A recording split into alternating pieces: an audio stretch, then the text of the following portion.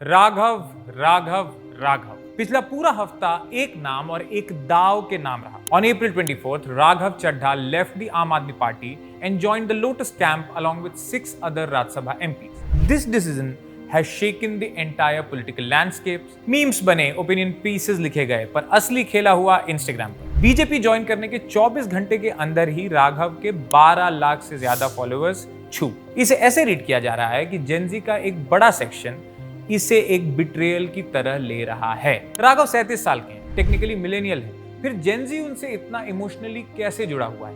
Gen Z के लिए unfollow करना सिर्फ एक क्लिक नहीं है, ये एक डिजिटल प्रोटेस्ट है। For them, Raghav's switch wasn't merely political, it was a vibe breach. तो आइए इस वीडियो ऐसे में डिकोड करें कि राघव चड्ढा के जेनजी एलिमेंट्स क्या है।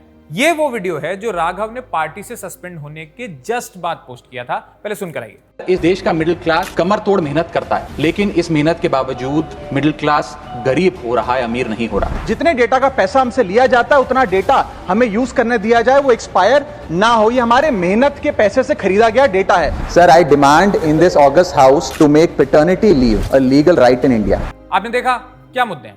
मोबाइल रिचार्ज, एयरपोर्ट लगेज पर लगने वाला एक्स्ट्रा चार्ज, पैटर्निटी लीव। अब राघव चड्ढा की सबसे बड़ी यूएसपी है उनकी relatability.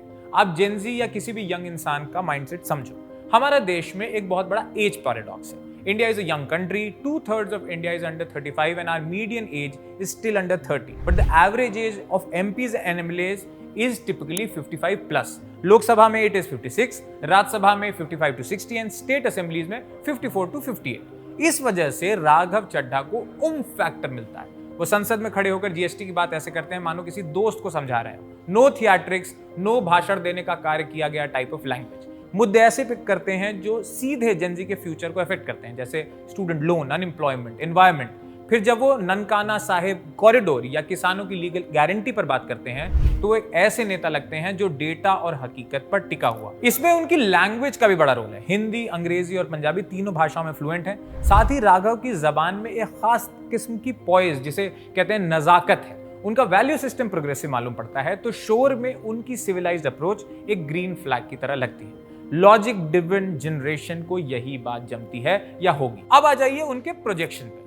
In January this year, Raghav did something that made him the king of social media. For one day, he became a Blinkit delivery agent. उन्होंने खुद डिलीवरी की और गिग इकोनॉमी के खतरों और चुनौतियों को समझा और दिखाया। ये एक ब्रांडिंग मास्टर स्ट्रोक था। इससे उन्होंने दिखाया क्या कि वो सिर्फ बोर्ड रूम्स और पार्लियामेंट में नहीं बैठते। In fact, he can even get down on the ground and experience the pressure of a 10 million delivery agent. ये अंडरकवर बॉस वाला जो फॉर्मूला है वो वेस्टर्न कंट्रीज में बहुत सक्सेसफुल रहा है। राघव ने इसे भारतीय राजनीति में रीपैकेज कर दिया। इसमें एक बात और जोड़ दो, ये नैरेटिव बहुत पुराना है and it sales. Mamata Banerjee से लेकर योगी आदित्यनाथ तक जब भी पुराने लोग उनके राइज की कहानी सुनाते हैं तो ये बात आती ही है कि फलाने सीधे सड़क पर उतर जाते थे। राघव ने भी बस वही किया, उसके एस्थेटिक्स को थोड़ा सा एडजस्ट कर दिया। टॉकिंग ऑफ एस्थेटिक्स, पॉलिटिक्स माने सफेद कुर्ता पजामा, चप्पल और half jacket optional. Raghav completely changed है।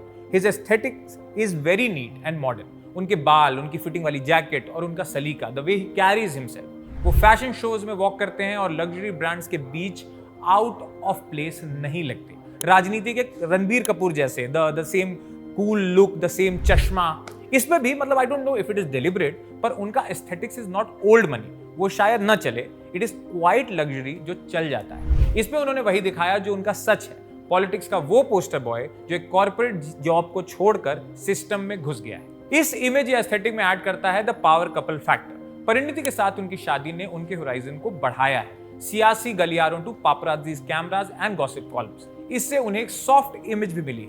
अ person who asks tough questions in parliament and smiles and poses for the paps at the airport with his wife.